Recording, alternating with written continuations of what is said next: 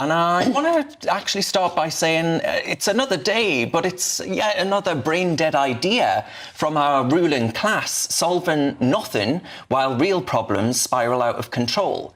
Idris Elba, the actor, thinks that kitchen knives should be sold without a pointed end to stop stabbings. Yep, he floated this on the BBC's Today programme, and they all cheered in middle class.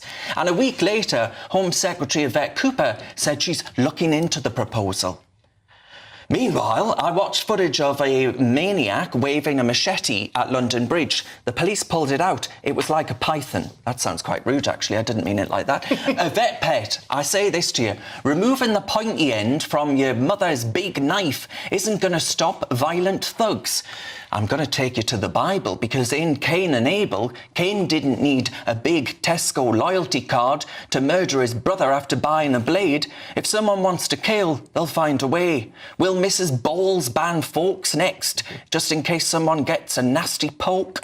And maybe, just like with shoplifting, criminals simply don't fear the law anymore. Could there be a reason there? Maybe we should ban the focus on DEI and focus more on the fact that your kids could DIE at the hands of a blade. And while our leaders obsess over this pathetic nonsense, they bend over backwards to defend the indefensible. There was a Pakistani predator jailed for grooming barely prepubescent girls and was actually allowed to stay in Britain because he had a duty of care to his children. His wife even blamed her neglect in the bedroom whilst ill for his perversion. So why do paedophiles have more so-called European human rights than the rest of us? Because even if we could deport them, Pakistan might refuse. But will this globalist jamboree of a government dare scrap the 133 million quid in foreign aid that we send to that horrid regime? Of course not. Rupert Lowe says deport, deport, deport. I agree. If the law doesn't allow it, change it. Stop protecting predators, stop the woke screens that deflect from the real issue, and for the love of sanity, start prioritising the British people. It drives me insane, Renee. I think you just highlighted a really interesting point, actually, when you compared the paedophile that we can't deport to the knife crime. We have got a problem in this country with general breakdown of society and crime. And whilst I absolutely agree with you, these kids will kill each other with ballpoint pens if that's what they want to do.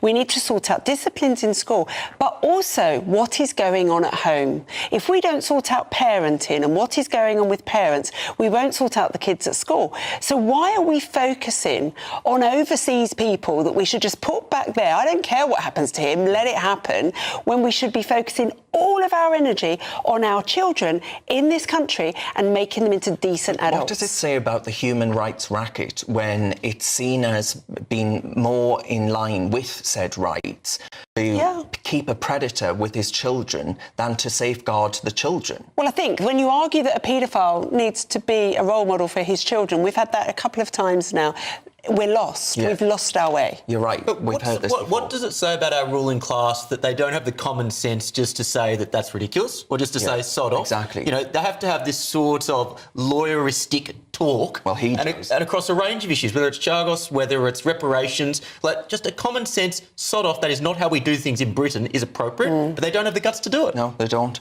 Chloe, I mean, how depressed are you with the state of the lack of common sense, I guess?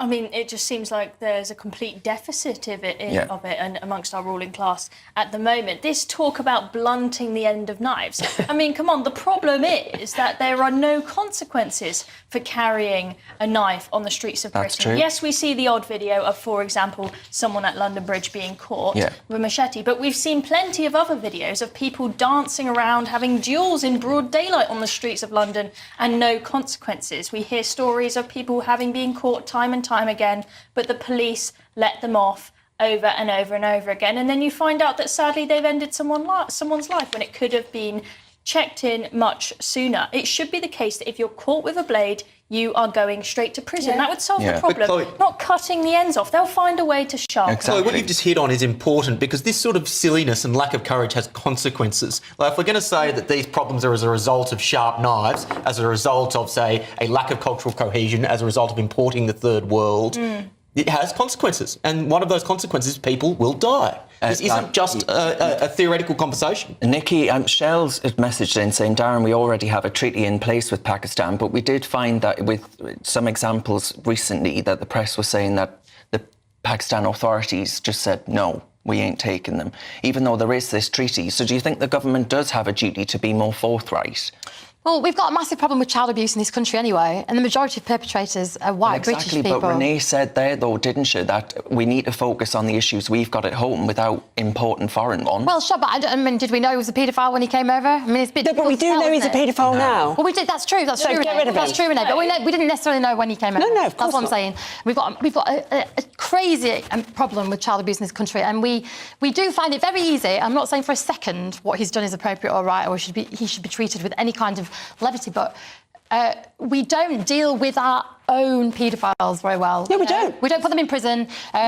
We don't give them any kind of help either to try and kind of rectify their behaviour. You can't rectify the behaviour of a paedophile. Well, that's the thing. Then given life sentences. Meanwhile, you have Pakistani Muslim rapists in areas like Rotherham and Rochdale who are put behind bars for only a couple of years if they are convicted. Well, one of the problems that with is two-tier justice. No, one of the problems with the prison service is the fact that there aren't any prison places to put anybody, regardless But we of what did crime Had they commit. space for that paedophile ring in Glasgow. In life, all of them. They did, yeah, they did. And it does show that two-tier justice, does it not? We've got a lot of middle-class and upper-class white paedophiles in this country that will never see the light of day in a prison, ever. They're never taken to But this account, is they're not deflection, reported. Nikki. But what I'm trying to say is, I'm not saying for a second All right. that anybody who's a paedophile shouldn't be brought to justice, but we've got so many of Okay. But it's deflection. ours. Right.